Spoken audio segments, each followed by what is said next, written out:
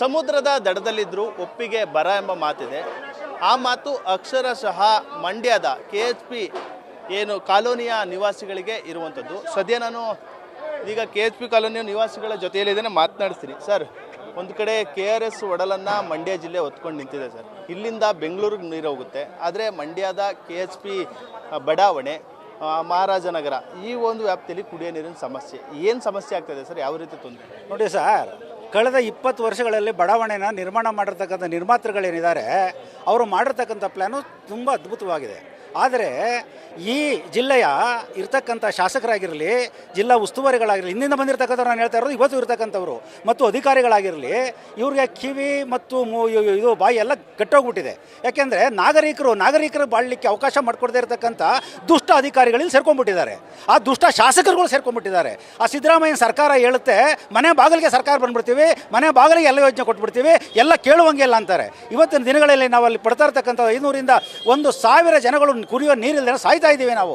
ಜೊತೆ ಒಳಚರಂಡಿ ಯೋಜನೆ ಇಲ್ಲ, ಅಲ್ಲಿ ಇರ್ತಕ್ಕಂಥ ಕಟ್ಕೊಂಡಿರ್ತಕ್ಕಂಥ ಒಳಚರಂಡಿ ಯೋಜನೆಗಳು ಮೇಲ್ಮೇಲೆ ಬರ್ತಾ ಇದೆ. ಹಾದಿ ಬೀದಿಯಲ್ಲಿ ತಿರುಗಾಡ್ಲಿಕ್ಕೆ ಆಗ್ತಾ ಇಲ್ಲ.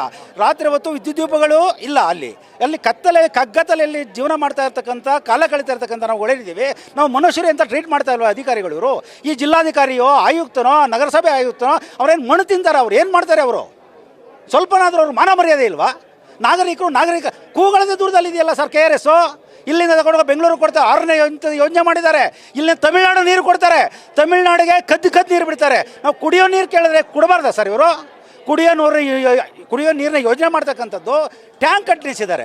ಟ್ಯಾಂಕ್ಗೆ ನೀರು ತುಂಬಿಸಿ ಪೈಪ್ಲೈನ್ ಮಾಡಿ ನೀರು ಕೊಡಲಿಕ್ಕೆ ಇವ್ರಿಗೆ ಬಂದಿರತಕ್ಕಂಥ ದುರಾಂಕಾರ ಏನು ಅಂತ ಈ ಒಂದು ವಿಷಯದಲ್ಲಿ ನಾವು ಭಾಳ ಕೆಂಗಟ್ಟಿ ಇವತ್ತು ಎಲ್ಲ ಹೆಂಡತಿ ಮಕ್ಕಳು ಎಲ್ಲ ಮನೆ ಮೇಲೆ ಬಿಟ್ಟು ಬಂದ್ಬಿಟ್ಟು ಇವತ್ತು ಸ್ಟ್ರೈಕ್ ಮಾಡ್ತಾ ಇದ್ದೀವಿ. ಇಂಥ ಒಂದು ಸ್ಥಿತಿಗೆ ಇಂಥ ಅಧಿಕಾರಿಗಳಿದ್ದರೆ ಈ ಒಂದು ಜಿಲ್ಲೆ ನಾಗರಿಕ ಸಮಾಜವಾಗಿ ಬಾಳಲಿಕ್ಕೆ ಆಗ್ತದ ಅಂತ ಅನ್ನೋದು ನಮ್ಮ ದೊಡ್ಡ ಪ್ರಶ್ನೆ ಆಗಿದೆ ಸರ್. ಸರ್, ಇನ್ನು ಯಾವ ರೀತಿ ಆರೋಗ್ಯ ಸಮಸ್ಯೆ ಕಾಡ್ತಾ ಇದೆ ಅಂತ ಸರ್ ಈ ಭಾಗದ ಜನರಿಗೆ ನಿಮ್ಮ ಬಡಾವಣೆ? ಈಗ ಸರ್, ಅಲ್ಲಿ ಕುಡಿಯೋ ನೀರಿದೆಯಲ್ಲ, ತುಂಬ ಕುಳ್ಳಿಗೆಟ್ಟೋದ ನೀರು, ಅದು ತುಂಬ ಕಲುಷಿತಗೊಂಡಿದೆ ನೀರು. ಆ ನೀರನ್ನ ಕುಡಿದ್ರೆ ಹೆಂಡತಿ ಮಕ್ಕಳು ತಂದೆ ತಾಯಿ ಎಲ್ರಿಗೂ ಅನಾರೋಗ್ಯ ಪೀಡಿತರಾಗಿ ಆರೋಗ್ಯ ಹದಗೆಡದಂತೂ ಖಂಡಿತ. ಆಮೇಲೆ ಒಂದೇ ಒಂದು ಮೂಲ ಸೌಲಭ್ಯಗಳಿಲ್ಲ ಅಲ್ಲಿ. ಇಡೀ KHP ಬಡಾವಣೆ ಇವತ್ತು ಮೂಲ ಸೌಲಭ್ಯವಿಲ್ಲದೆ ನರಳುತ್ತಾ ಇದೆ ಸರ್. ಈಗ ನಮ್ಮ ಬಡಾವಣೆ ನಿವಾಸಿಗಳು ಸಾಕಷ್ಟು ಬಾರಿ ಮನವಿ ಮಾಡಿದ್ದಾರೆ, ಸಂಬಂಧಪಟ್ಟ ಅಧಿಕಾರಿಗಳನ್ನ ಭೇಟಿ ಮಾಡಿದ್ದಾರೆ.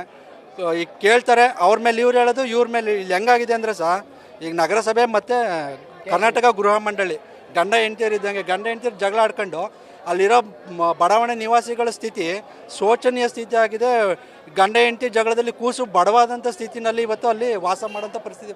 ಒಂದು ಹೆಣ್ಮಕ್ಳು 7 ಗಂಟೆ 8 ಗಂಟೆ ಆದಮೇಲೆ ಒಬ್ಬೊಬ್ಬರಲ್ಲಿ ಓಡಾಡೋಕ್ಕಾಗಲ್ಲ.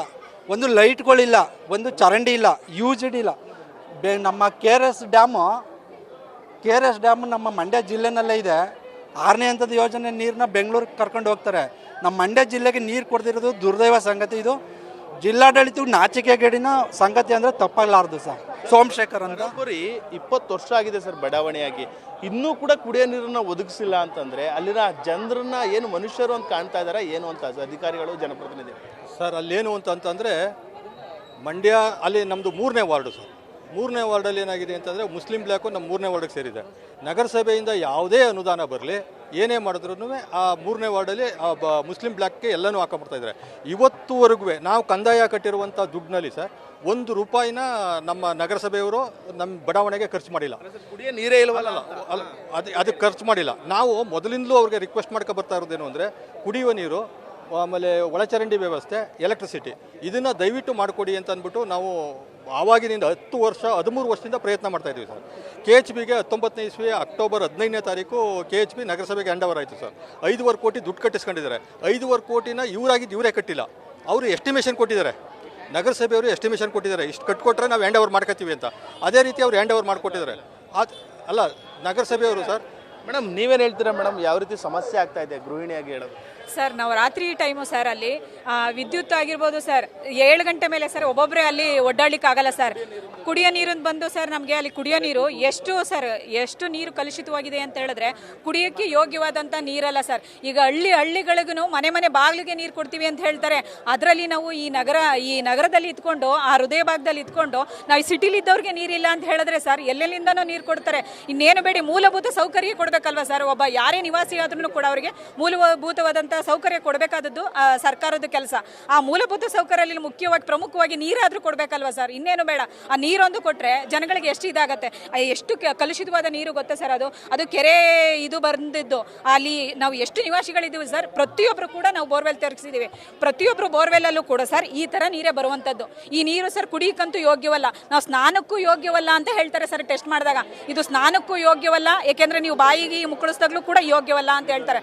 ಅಂಥ ನೀರೆಲ್ಲನೂ ನಾವು ಬಳಸ್ತಾ ಇದ್ದೀವಿ ಸರ್. ಇದರಿಂದ ನಾವು ಕೂದಲಾಗಿರ್ಬೋದು, ಆರೋಗ್ಯ ಆಗಿರ್ಬೋದು, ಪ್ರತಿಯೊಂದು ಕೂಡ ಸರ್ ನಮ್ಗೆ ತುಂಬ ತೊಂದರೆ ಆಗ್ತಾ ಇದೆ. ಇದನ್ನು ಮಾನ್ಯ ಜಿಲ್ಲಾಧಿಕಾರಿಗಳು ಗಮನಕ್ಕೆ ತಗೊಳ್ಬೇಕು ಸರ್. ಇದಿಷ್ಟು KHP ಬಡಾವಣೆಯ ನಿವಾಸಿಗಳ ಒಂದು ನೋವಿನ ಮಾತುಗಳಾಗಿರುವಂಥದ್ದು. ಅಂದರೆ ಕುಡಿಯುವ ನೀರು 20 ವರ್ಷಗಳಾಗ್ತಾ ಇದೆ ಬಡಾವಣೆ ನಿರ್ಮಾಣ ಆಗಿ, ಆದರೆ ಇದುವರೆಗೂ ಕೂಡ ಕುಡಿಯುವ ನೀರನ್ನು ಒದಗಿಸುವಂಥ ಕೆಲಸವೂ ಕೂಡ ಆಗ್ತಾ ಇಲ್ಲ. ನಿಟ್ಟಿನಲ್ಲಿ ಆಕ್ರೋಶವನ್ನು ವ್ಯಕ್ತಪಡ್ತಾ ಇರುವಂಥದ್ದು. Camera person Archita Nandish, news first Mandya. News first ನಿರ್ಭೀತಿಯಿಂದ ನಿಮ್ಮ ಪರವಾಗಿ.